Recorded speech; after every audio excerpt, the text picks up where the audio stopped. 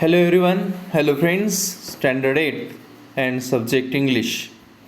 Friends, in the last video we discussed on the English workshop and margin questions of 1.4 Miss Slippery. In the last video we discussed on the first 3 points of English workshop. In that, the first one, two different words are joined to form a new word with a new meaning, and such words are called compound words. We have collected some compound words from the story. Then we discussed on the second A, add the proper prefix to make the following words opposite in meaning, and we used a prefix to make opposite words. Then B, add a suffix to convert the following words to adjective. The suffix like able, full, and we made the adjective from given words by using the suffix. Okay friends, that is laugh, laughable, thought, thoughtful, forget, forgetful, care, careful, count, countable, fear, fearful, movable, tear, tearful, punish, punishable, joy, joyful, etc. And the next question, that is find words expressions from the story which are similar in meaning too. In the last video, we have already discussed about the unfamiliar words and their meanings too.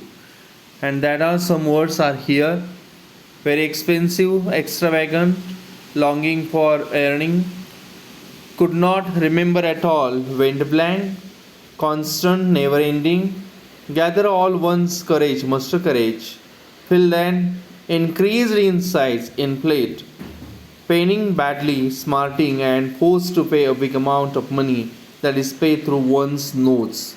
Okay friends, and next question, question number 4, answer in short in your own words.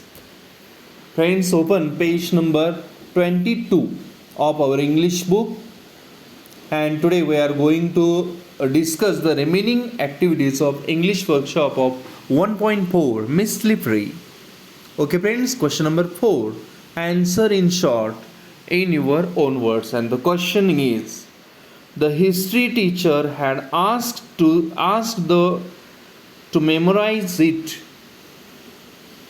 The history teacher had asked them to memorize it. What? काय पाठ करायला सांगितलं होतं history टीचरने? The causes and effect of the battle of Panipat. काय उत्तर येईल? The causes and effect of the battle of Panipat. Next question, पुढचा प्रश्न आहे second on page number 22, Sayali's new frock tore. How? आपण कारण द्यायचं आहे. सायलीज न्यू फ्रॉक टोर, सायलीचा नवीन फ्रॉक फाटला कशामुळे? How? One day Sayali was coming down the school stairs. Somebody from the top gave frantic scream. She fell and came tumbling down about 7 steps and her new frock was torn at the seams. काय झालं होतं पहा, कशामुळे फाटला? तर एक दिवस सायली जिन्यावरून खाली येत होती आणि वरून कोणतरी किंचाळलं, तिचे पाय लटपटले, ती खाली पडली, 7 पायऱ्या जवळजवळ गडगडीत आली आणि तिचा फ्रॉक फाटला. Okay. One day Sayali was coming down the school stairs. Somebody from the top gave frantic scream. She fell and came tumbling down about 7 steps and her new frock was torn at the seams. Next question, question number 3, which one? Saili hugged him tight. Who? Saili hugged him tight. Who? कोणाला पकडली Sayali. Hugged हिम, कोणाला मिठी दिली? Sayali hug tightly to her younger brother. कोणाला? To her younger brother. Next question, पुढचा प्रश्न आहे मित्रांनो, question number 4. And question number 4 काय पहा. Sayali was called slippery. Sayali was called slippery why? तिला का निसरडी म्हणत होते, का घसरडी म्हणत होते? Sayali was called slippery because she use to walk cautiously yet she would often stumble. ती बऱ्याच वेळा सावधपणे चालण्याचा प्रयत्न करायची, पण तरीही ती घसरायची. त्यामुळे Sally was called slippery because she used to walk cautiously, yet she would often stumble. Next, teacher told Sally to meet her in the teacher's room when. Teacher told Sally to meet her in the teacher's room when. कधी भेटायला सांगितलं? Teacher told Sally to meet her in the teacher's room after class. तास संपल्यानंतर. After class. And next question number 6. Teacher asked Sally to carry the notebooks where? Teacher asked Sally to carry the notebooks where? शिक्षकाने notebooks तिला न्यायला सांगितल्या. कुठे न्यायला सांगितल्या? Teacher asked Sally to carry the notebooks to the teacher's room. The teacher asked Sally to carry the notebooks to the teacher's room. Okay friends, next question number 5. Divide the class into groups with the help of your teacher and convert the story into a skit. Each group can take up one part of the story and later combine both the parts. Mention the following in your completion. Present the skit in your class. A new title, scenes, characters, dialogues, entry and exit. I will read the question once again. Divide the class into groups with the help of your teacher and convert the story into a skit. Each group can take up one part of the story and later combine both the parts and mention the following in your completion. Present the skit in your class. The first one, new title. Second, scenes. Third, characters. Fourth, dialogues. Fifth, entry. And sixth one, exit. विद्यार्थी मित्रांनो, तुम्ही शिक्षकांच्या मदतीनं वर्गाची 2 गटात विभागणी करून गोष्टीचं प्रहसनात रूपांतर करा, म्हणजे स्किटमध्ये रूपांतर करा. स्किट करा म्हणजे प्रहसन करा. प्रत्येक गट गोष्टीचा एक भाग घेऊ शकेल आणि नंतर दोन्ही भाग जुळवू शकेल. संग्रहात पुढे दिलेल्या मुद्द्यांचा उल्लेख करा. हे स्किट करताना अर्थात स्किट सादर करताना हे प्रहसन वर्गात सादर करा. कोणकोणत्या मुद्द्यांच्या आधारे सादर करा?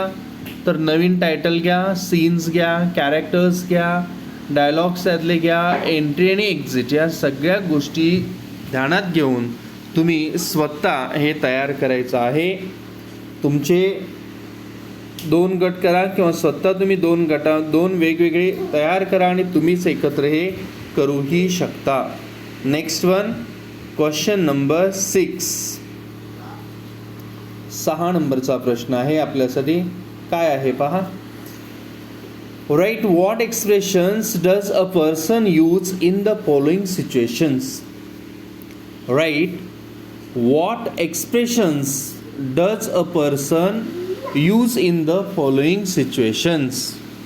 तर खालील परिस्थितीमध्ये एखादी व्यक्ती किंवा तुम्ही स्वतःला काय एक्सप्रेशन तुम्ही यूज कराल, वापराल. फॉर एक्झाम्पल पहा, आपण पाहूया. The one Wien a person gets a sudden freight. Wien a person gets a sudden freight. अचानक घाबरला तुम्ही, तर त्यावेळेला ओ गॉड, काय म्हणाल तुम्ही? Oh god, oh dear, oh no, किंवा असंही म्हणाल, किंवा तुमची परिस्थिती अशी होईल, makes his blood run cold, heavies. या पद्धतीनं तुमचे एक्सप्रेशन होतील. सडन फ्राईट ज्या वेळेला तुम्ही व्हाल किंवा एखादी व्यक्ती होईल त्यावेळेला ओ गॉड, ओ नो, ओ dear, makes his blood run cold, या पद्धतीनं अवस्था होईल. Second, Wien a person is very nervous. Wien a person is very nervous, त्यावेळेला I am afraid that dot dot dot, त्या गोष्टीचा उल्लेख कराल. I am afraid that dot dot dot, I can't help feeling, what if dot dot dot, butterflies in my stomach, असंही होईल. Bundle of नर्वसेस, असंही होईल. अशा प्रकारचे एक्सप्रेशन तुम्ही वापरू शकता जेव्हा खूप नर्वस असता तेव्हा. When a person is tensed, जेव्हा एखादी व्यक्ती खूप तणावग्रस्त असते त्यावेळेला when a person is tensed, I am really worried, असं म्हणून पुढं ती घटना सांगू शकेल.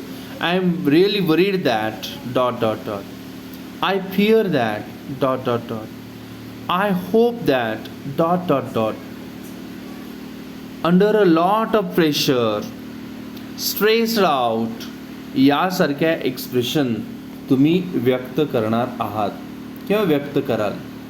नेक्स्ट फोर नंबरची सिच्युएशन दिलेली आहे पहा. Wien a person is very happy. Wien a person is very happy, ज्या वेळेला एखादी व्यक्ती खूप आनंदी असते त्यावेळेला म्हणेल आय एम सो हॅपी. काय म्हणेल? I am so happy, I am so happy असं म्हणेल. किंवा on cloud 9, awesome, happy as a clam, या पद्धतीनं तुम्ही एक्सप्रेशन व्यक्त कराल. Next number 5, when a person is very confident, I am sure that, असं म्हणाल तुम्ही. जेव्हा तुम्ही खूप कॉन्फिडंट असता, I am sure that dot dot dot, काय असेल ते पुढं म्हणाल. I have a feeling that dot dot dot, I can do that, I can do that, या पद्धतीनं तुम्ही एक्सप्रेशन वापराल. Will not let you down, why not me, I am damn sure, या पद्धतीच्या एक्सप्रेशन तुम्ही जेव्हा कॉन्फिडंट असता तेव्हा येतील. Next, Wien a person is very angry. जेव्हा एखादी व्यक्ती खूप रागावलेली असते त्यावेळेला इट रिअली एनॉयड दॅट, कोणत्या गोष्टीचा राग आला ते पुढे तुम्ही शब्द घेणार तिथं डॉट डॉट डॉटच्या ठिकाणी. It really annoyed that, that really irks me, this is very annoying dot dot dot, this is very annoying dot dot dot, that ticks me off dot dot dot, that ticks me off, off O double F, no hard feelings, pissed off, to bite someone's head, या पद्धतीनं expression येऊ शकतात. Next number 7, काय पहा number 7, when a person is very sad, I am sorry, I am hurt that dot dot dot, I am sorry. जेव्हा खूप दुःखी असतात तेव्हा म्हणाल तुम्ही I am sorry, I am hurt that dot dot dot, I am really upset about dot dot dot, lump in the throat, feeling blue, feeling to have the blues, on pins and needles, या पद्धतीच्या expression अशा प्रसंगी तुम्ही वापराल. Okay friends, next question. On page number 23. आता 23मध्ये आपण पुढच्या गोष्टीकडे वळणार आहोत. Language study. On page number 23 language study, भाषा अभ्यास आपण पाहतोय. या भाषा अभ्यासमध्ये काय सांगितले पहा. Page number 23. Some verbs in English do not change in a regular pattern when their tense changes. These verbs are called irregular verbs. Fill in the forms of verbs in the following table. Two are done for you. I will read the sentence once again. मित्रांनो, काय सांगितले पहा. Some verbs in English do not change in a regular pattern when their tense changes. These verbs are called irregular verbs. कुणाला irregular verbs म्हणायचं, तर असे verbs इंग्लिशमधील की जे do not change in a regular pattern. Regular पॅटर्नमध्ये जे त्यांचं स्वरूप बदलत नाही. रेग्युलर पॅटर्न म्हणजे ईडी हा आपला रेग्युलर पॅटर्न आहे. उदाहरणार्थ प्ले, प्लेड, प्लेड. ईडी लागला, भूतकाळ लागला. ईडी हा सफिक्स लागला, भूतकाळ झाला. तर हा रेग्युलर पॅटर्न सोडून इतर पद्धतीमध्ये त्यांचा बदल होतो, त्यांना इरेग्युलर म्हटलं जातं. Some verbs in English do not change in a regular pattern when their tense changes.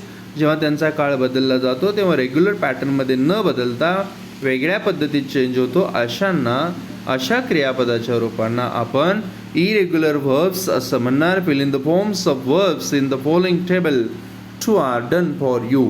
आणि आपणाला हे पूर्ण करायचं आहे. पहा, प्रेझेंट टेन्स म्हणजे बेस फॉर्म ऑफ व्हर्ब या ठिकाणी येणार.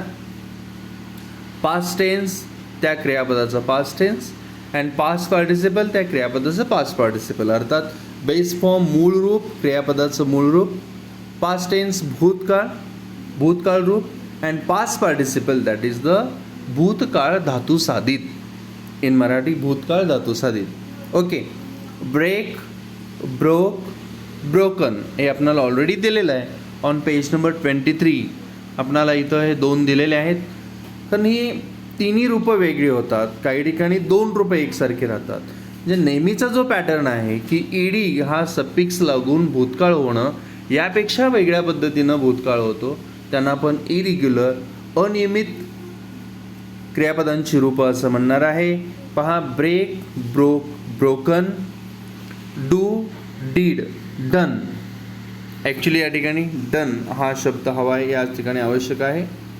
Do, did, done. इथं डीडच्या ऐवजी डन हा शब्द आवश्यक आहे. Do, did, done. Okay. Next one, go, went, gone. Come, came, come. Sing, sang, sung. Buy, bought, bought. Drive, drove, driven. Fall, fell, fallen. Know, knew, known. Run, ran, run. See, saw, seen. Take, took, taken.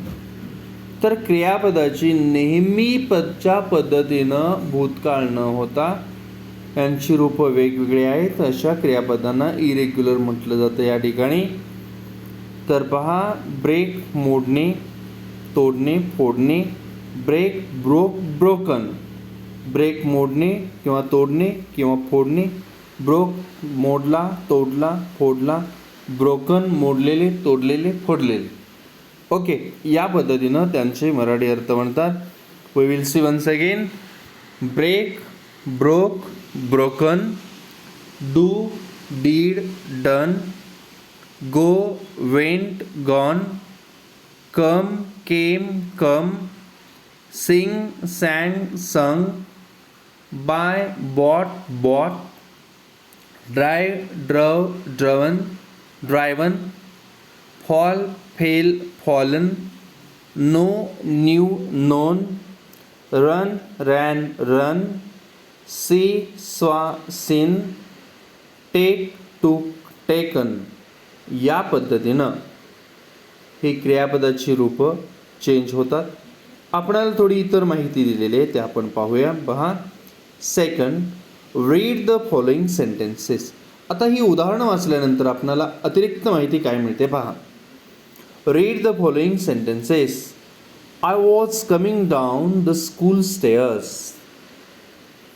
I was coming down the school stairs.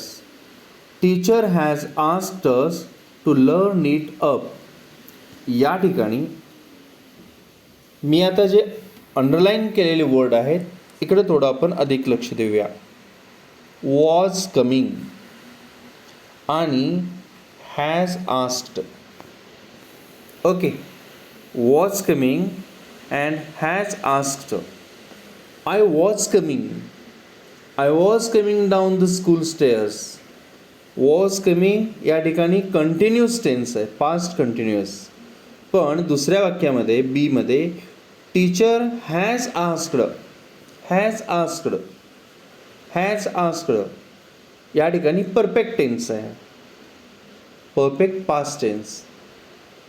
Okay, पहिल्यामध्ये progressive घटना आहे, तर एमध्ये progressive घटना आहे, तर बी सेंटेन्समध्ये perfect tense आहे, पूर्ण काळ आहे, तो ती क्रिया पूर्ण झालेली आहे.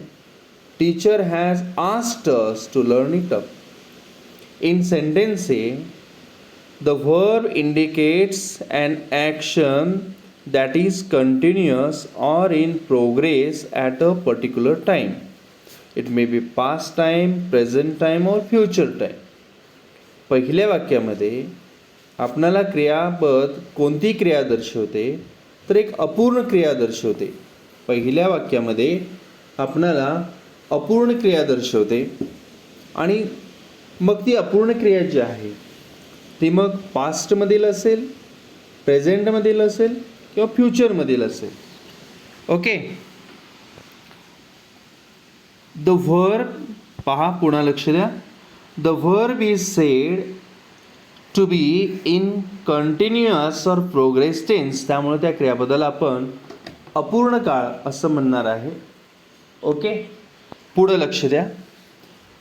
Was coming is an example of past continuous tense.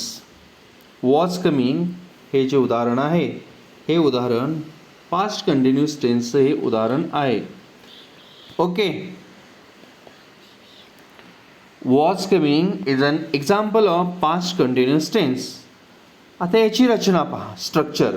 Auxiliary verb, main verb and I N G. Main व्हर्बला आय एन जी हा सफिक्स लागणार, त्यावेळेला कंटिन्युअस टेन्स होणार. कंटिन्युअस टेन्स कधी होते पहा, पुन्हा एकदा लक्ष द्या या ठिकाणी मित्रांनो. तर या ठिकाणी मगाशी ए वाक्याला मी अंडरलाईन केली होती, ती पुन्हा एकदा करतोय. Was coming. आता आपली रचना पहा, आपली रचना काय आहे या ठिकाणी. ऑक्झिलरी व्हर्ब, वॉज हे ऑक्झिलरी व्हर्ब आहे. Then main verb and I N G, coming. Okay, auxiliary verb, main verb plus I N G अशी रचना जेव्हा असेल त्यावेळेला तो कंटिन्युअस टेन्स असणार किंवा प्रोग्रेसिव्ह टेन्स असणार आहे. Auxiliary verb, it may be present, it may be past और इट मे बी फ्युचर. वर्तमानकाळी ऑक्झिलरी व्हर्ब सहाय्यकारी क्रियापद असेल किंवा भूतकाळी असेल किंवा भविष्यकाळी असेल आणि त्याच्या पुढं क्रियापदाला आय एन जी रूप जर आलं तर तो कंटिन्युअस टेन्स बनतो. पुढं आता सेंटेन्स बी बद्दल आपण चर्चा करूया. सेंटेन्स बी मध्ये आपल्याला काय सांगितलेलं आहे. The verb indicates as an action that is complete at particular time. Second sentence जे आहे कोणता आहे पहा आपलं या ठिकाणी. Teacher has asked. काय सांगितलं आपल्याला या वाक्यामध्ये. The verb indicates an action that is complete at particular time. ती क्रिया पूर्ण आहे, त्या विशिष्ट वेळेला क्रिया पूर्ण झालेली आहे. मग ती क्रिया वर्तमान काळात असो, भूतकाळात असो किंवा भविष्य काळात पूर्ण झालेली असो. तर ही पूर्ण झालेली जी क्रिया आहे एका विशिष्ट क्षणी पूर्ण झालेल्या क्रियेला पूर्ण काळ म्हटलं जातं. भूतकाळात पूर्ण झाली असेल तर पूर्ण भूतकाळ, वर्तमान काळात क्रिया पूर्ण झाली असेल तर पूर्ण वर्तमान काळ, भविष्य काळात ती क्रिया पूर्ण होणार असेल तर पूर्ण भविष्यकाळ, या पद्धतीनं. तर आता याची रचना काय ते आपण पुढं पाहूया. The verb is then said to be in perfect tense. आता या ठिकाणी वाक्यात जे वर्ब वापरलेलं आहे ते said, the verb is then said to be in perfect tense. has asked is said to be in present perfect tense. Okay, has or have or had plus verb in past participle form is equal to perfect tense. Perfect tense होण्यासाठी काय आवश्यक आहे? Have किंवा has किंवा had आणि क्रियापदाचं भूतकाळ धातुसाधित रूप, त्याला आपण प्रेझेंट पास्ट पार्टिसिपल असं जे म्हणतो, अशी रचना जेव्हा येईल तेव्हा परफेक्ट टेन्स होणार. आपल्याला आता पुढं प्रश्न दिलेला आहे. या दोन गोष्टी तुमच्या लक्षात आल्या असतील मित्रांनो. अपूर्ण काळ केव्हा होतो? तर अपूर्ण काळ त्या क्षणी जेव्हा या ठिकाणी रचना आहे ऑक्झिलरी व्हर्ब आणि मेन व्हर्बला ING, त्यावेळेला कंटिन्युअस टेन्स होणार. Okay, am is are, was were, shall be will be यापैकी कोणते ऑक्झिलरी व्हर्ब आणि मुख्य क्रियापदाला ING, अशा वेळेला हा कंटिन्युअस टेन्स होणार. आणि लक्षात घ्या परफेक्ट टेन्स कधी होणार? तर परफेक्ट टेन्स हा अशा वेळेला होणार हॅव किंवा हॅज किंवा हॅड आणि verb in the past participle form, भूतकाळ धातुसाधित जेव्हा असेल त्यावेळेला काय होणार? परफेक्ट टेन्स, पूर्ण काळ बनणार. आपल्याला या ठिकाणी एक टास्क ऑन पेज नंबर 24 एक टास्क दिलेला आहे, पहा. आपण तो टेबल पूर्ण करूया. Okay, pay attention. Fill up the table of tenses using the verb give. एक गिव हे क्रियापद आपल्याला दिलेलं आहे आणि आपल्याला ते हा टेबल पूर्ण करायचा आहे. द फर्स्ट, आता या ठिकाणी काय काय टेबलचे टायटल पहा. Types of tenses, simple, continuous and perfect. साधा काळ, अपूर्ण काळ आणि काय काय सांगितले बघा. या ठिकाणी टाईप्स ऑफ टेन्सेस, या ठिकाणी साधा काळ, सिम्पल टेन्स, कंटिन्युअस अपूर्ण काळ अँड परफेक्ट पूर्ण काळ. तर आणि या ठिकाणी इकडे आपल्याला दिलेले आहेत present, past and perfect. Okay, the types of tenses, present tense, simple, give. Continuous tense करत असताना एम गिविंग, इज गिविंग किंवा आर गिविंग असं होईल. आणि परफेक्ट टेन्सच्या वेळेला हॅव किंवा हॅज गिवन. पास्ट टेन्स भूतकाळाच्या वेळेला गिवचं भूतकाळ गेव झाला. अपूर्ण काळ करण्यासाठी, अपूर्ण भूतकाळ करण्यासाठी was or were giving and परफेक्टसाठी हॅड गिवन. त्याच्यानंतर परफेक्ट टेन्स शाल गिव और विल गिव. शाल गिव या ठिकाणी परफेक्टच्या ऐवजी प्रिंटिंग मिस्टेक आहे मित्रांनो या ठिकाणी. तर परफेक्टच्या ऐवजी या ठिकाणी फ्युचर शब्द पाहिजे. ओके, पुन्हा एकदा लक्ष द्या. तर या ठिकाणी present, past and future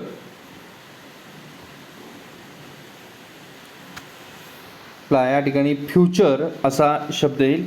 present टेन्समध्ये गिव सिम्पल फॉर्म आहे. Am giving, is giving and are giving and have और has given. Second, past tense भूतकाळ, सिम्पल पास्ट टेन्स गेव.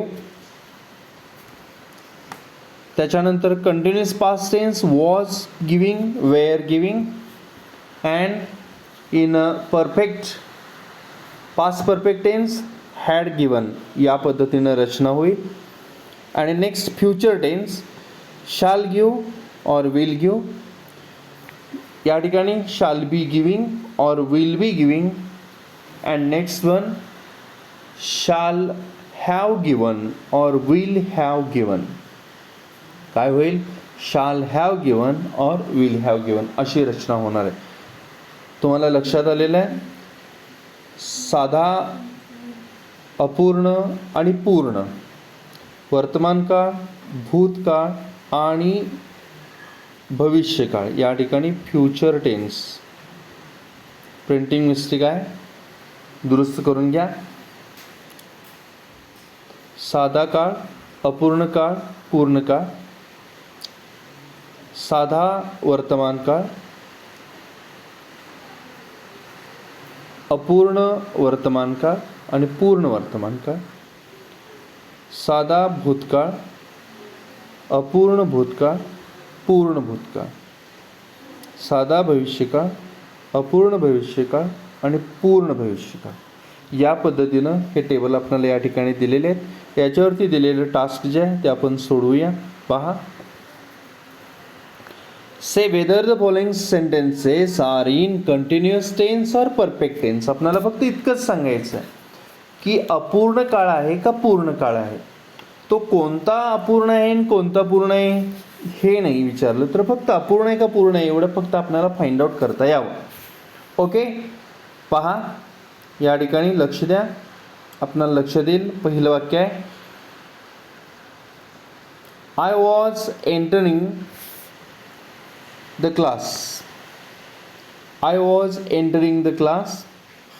या ठिकाणी वॉज एंटरिंग टू बीचं रूप आणि क्रियापदाला ING, हेल्पिंग वर्ब आणि क्रियापदाला ING. Was entering continuous tense. The girls are teasing continuous tense. I haven't said, have and said perfect tense. Never before had anyone lavished love on me. Had and lavished. Had आणि lavished हे past perfect tense. Lavished past participle, त्यामुळे हा perfect tense आहे. Next one, you are going to be responsible for it. Are going continuous tense.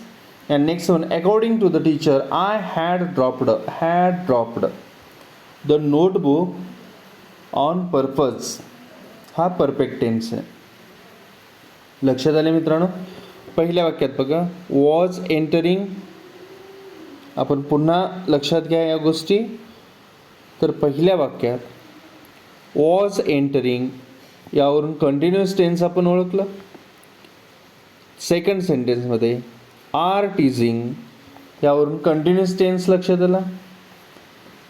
थर्डमध्ये have sed, haven't sed नकारार्थी आहे haven't, यावरून perfect tense लक्षात आला. आणि चौथ्या वाक्यामध्ये हॅड अँड लॅविश्ड याच्यावरून परफेक्ट टेन्स लक्षात आला. नेक्स्ट सेंटेन्स आर गोइंग यावरून कंटिन्युअस टेन्स लक्षात आला. And last sentence had dropped यावरून आपणाला परफेक्ट टेन्स लक्षात आला. ओके फ्रेंड्स, अशा पद्धतीनं या ठिकाणी जितक्या शब्दांना स्क्वेअर घातलेलं आहे तेवढ्या शब्दावरूनच त्या काळाची रचना, त्या काळाचं नाव, त्या रचनेवरून काळाचं नाव हे आपण या ठिकाणी पाहिलेलं आहे. ओके, या गोष्टी ध्यानात घ्या. Next question number 4. Turn the following sentences into polite request. Polite रिक्वेस्टमध्ये आपण त्यांचं रूपांतर करायचं आहे. एक्झाम्पल, एक पोलाइटनेस किंवा नम्रतावाचक अभिव्यक्ती आपण व्यक्त करायचे. For example, show me the way to post office. या वाक्याचं नम्रतावाचक अभिव्यक्ती बनवत असताना काय वाक्य होईल? Would you please show me the way to post office. नम्रतावाचक अभिव्यक्ती आपण करायचे. पोलाइट एक्सप्रेशन्स वापरायचे. ओके, नेक्स्ट आपल्याला या ठिकाणी दिलेले आपण त्यांचं रूपांतर पोलाइट एक्सप्रेशनमध्ये करूया. Take me to your teacher. Take me to your टीचरचं would you mind taking me to your teacher किंवा would you please take me to your teacher या पद्धतीनेही चालेल. काय काय सांगितलं बघा. Would you mind taking me to your teacher किंवा would you please take me to your teacher, हे पोलाइट एक्सप्रेशन होईल. Second, tell me something about your school. Do you mind telling me something about your school किंवा would you please tell me something about your school. Next third one, तिसरं वाक्य पहा. Give me the details about your extra curricular activities. Would it be possible to give me the details about your extra curricular activities किंवा could you please give me the details about your extra curricular activities, या पद्धतीने चालेल. And fourth one, provide me the information about books in your school library. Would you willing to provide me the information about books in your library in your school library किंवा could you please provide me the information about books in your school library, या पद्धतीनं तुम्ही या रचना करू शकता.